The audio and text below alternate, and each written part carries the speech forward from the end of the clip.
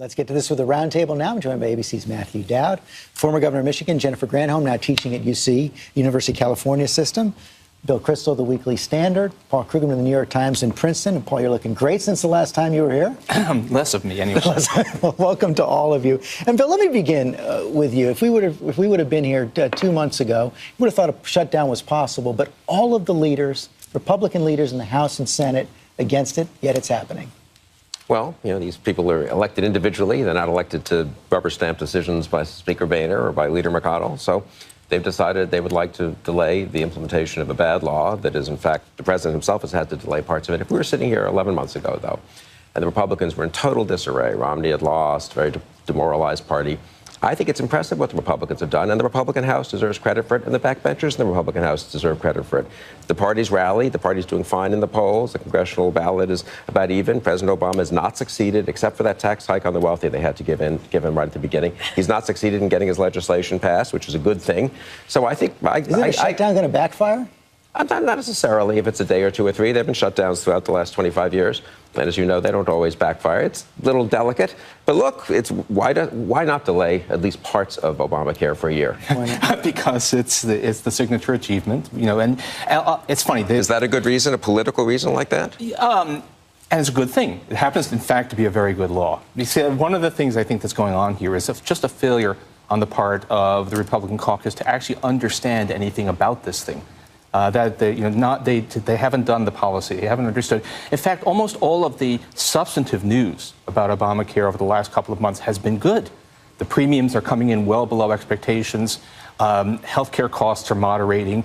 There will be some technical glitches with the computer systems, but those are not fundamental. So actually, people who support this law are looking forward. They're actually almost cheering at the preliminary results.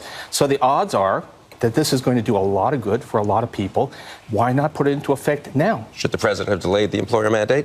The employer mandate was should he? Yes or no? Yeah, actually, because right, but not the individual mandate. They are completely different. Business gets the delay, but the individuals, this is what I'm talking about. This policy ignorance, not understanding. Is there something called that the employer mandate is basically a trivial add-on to the law, while the individual mandate is central to it. If you don't understand that, you don't understand intellectual and political argument. I guess the bottom line, though, is that they don't have the votes to delay Obamacare right now. And I think a lot of the country looks at this and sees both sides saying, what are they doing right now? Well, first, I want to say, after watching your interview with the foreign minister of Iran, it's somewhat amazing and ironic that more reasonableness and enlightenment is coming out of the Middle East than is coming out of Washington, D.C. these days.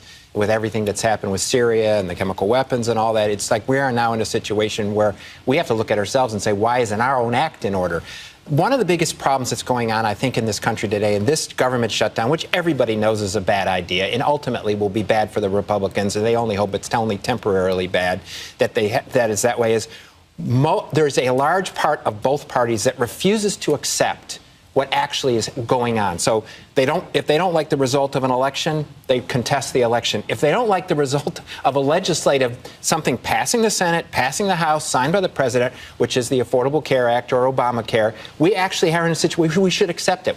I have some disagreements with it. I think there's great parts of it. I think there's some parts of it that could be problematic. But it is the law, and we should accept it. But part of the problem is in our politics today is that we refuse to accept our institutions, our legislation, and our elections. Of Democrats doing something comparable. Of accepting elections? Of refusing to accept the results of an election? Democrats thought the Iraq War was wrong, right? But they didn't cut off the funding. They did try to cut off the funding throughout 2007, 2008. Oh, not seriously? Really? What were all those votes about? Where was there a confrontation like the one we are about to have, the scary one about the debt limit? Well, and that's what I want to get to. It wasn't tied to the debt limit at the time, but the president seems to have made the judgment, Governor Granholm, that negotiating over the possibility of default is even worse. The consequences of negotiating are even worse than the default itself, if he means what he's saying right now. Right, because that means every single time they put it off for another month, the debt limit, they will be taken hostage again. And we saw that in 2011. In fact, that's the lesson that people are taking from what happened the last time the negotiation occurred. To me, it is mind-blowing this week that we see leaders of our biggest global adversaries, Iran, Syria, I mean, to your point, acting more rationally than the House Tea Party Republicans, that they are willing to take the whole country, the whole economy down for an issue that they lost in the election. You know what the They've lost counter to that is? 40 They say the times president is they willing to voted talk for to the Iranians. Why doesn't he talk to the Republican leaders in the House? Well, he said that he would negotiate with the leaders in the House, just not at a point where you break down the entire fiscal system in the country. I mean, if he wants to negotiate, if the House wants to negotiate over the budget, then meet with the Senate. The Senate's passed a budget. The House has passed a budget. Do it in the normal course of things. That negotiating is, you give us something, we want, we'll give you something you want. Everybody wants the debt limit raised because nobody wants financial catastrophe. So saying, give us what we want in return for not provoking this catastrophe, which will hurt everybody, that's not a negotiation. So how does this end? It probably ends with a very short government shutdown, and I think it ends with the debt limit actually being raised. And hopefully the president will decide to negotiate, as previous presidents have, on the debt limit. One reason the House Republicans are pushing for a negotiation is that the Senate does not take up bills the House Republicans pass. They passed the suspension of the individual mandate, which is key to Obamacare. That's why it's a good thing to delay it for a year, and it's not ready to go into effect. They passed a delay of that for 1 year, with 22 House Democrats voting for it. Speaker, Majority Leader Harry Reid just hasn't taken it up. They haven't taken it up. They haven't taken it up. But also, I just want to say one thing. Suddenly, this great approval of the foreign minister of Iran and Syria, I think you guys really want to rethink before you start praising a guy who sat here and just lied to George about whether they have a nuclear weapons program or not. That is not like, oh, gee, they're so wonderful. No, they're so wonderfully rational. The point is that people are willing to sit down and be rational for people who we have been adverse to for long periods of time. And you've got the House Republicans who will not act rationally. And just one more point about that. You really want to take that position that the Iranian Republican Guard is more rational than the House Republicans? Let her finish the point and then... The way this ends, or at least the theory, is that it ends with, believe it or not, Wall Street coming to the rescue. That we have a government shutdown, and Wall Street suddenly says, oh, my God, this is real. These people really are that crazy, and they put pressure on the Republicans. Well, that's one of the unfortunate... That's one of the biggest unfortunate things in all this, is because I think so much of what's going on in Washington, D.C. is we're taking our cues from Wall Street, which is only affecting, by and large, people own stocks, but by and large, 10% of the country is the only part of the country that has grown in the last 20 years, mainly by Wall Street. And so much of what's going on with the Republicans and the Democrats is their cues are coming from Wall Street. But I want to say one thing. I think the Republicans are being unreasonable, and they're doing things that could politically hurt them in this, and they should be in a process of getting this deal done. But the Republicans, it's not just Tea Party, 70, 80 members.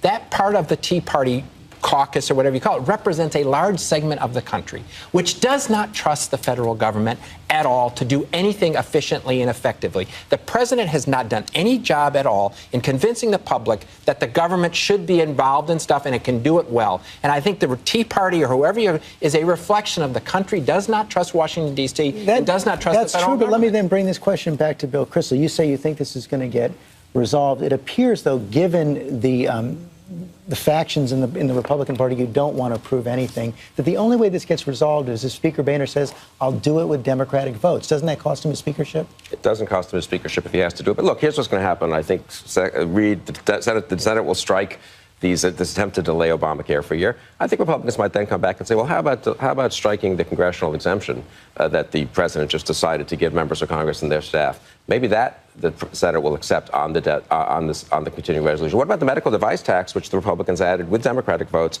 last night, which most Democratic senators are against? It's the Democrats who are being utterly intransigent in negotiating. To prove how non-serious this is, though, they also added the ability of employers to deny contraception to women, which is also something that is completely politically ridiculous for them. And John Boehner, as Speaker, I think he has already ceded that territory. The real Speaker of the House is Ted Cruz. Are you confident this gets done? No, I'm not at all. I think we're running 30% chance of, the government shutdown is a given, but that actually, we're all kind of feeling, okay, that's all right, which tells you what kind of a state we're in. But no, I think there's a 25-30% chance of a default, and God knows what happens And then. Given that, you still endorse the president's position of not negotiating? Because his choice is not whether there will be a default. His choice is whether you just put off this issue a month or two. It's just going to keep coming back unless it's resolved, and why not do it now? And ultimately, the politics of all this will be the implementation of Obamacare. If the implementation of Obamacare actually happens and if people see savings, they see some wrinkles in it, and it goes about reasonably well, the president and the Democrats are going to be final there. If it does not go about reasonably well, somebody's going to address it in 2014 or 2015 and fix the problem. But ultimately, it's the implementation of the act. And I think Republicans just said, go for it. Implement the act, and let's see how it goes. Ted Cruz came close to saying that was his fear this week, that Obamacare would take hold and people would never want to get rid of it.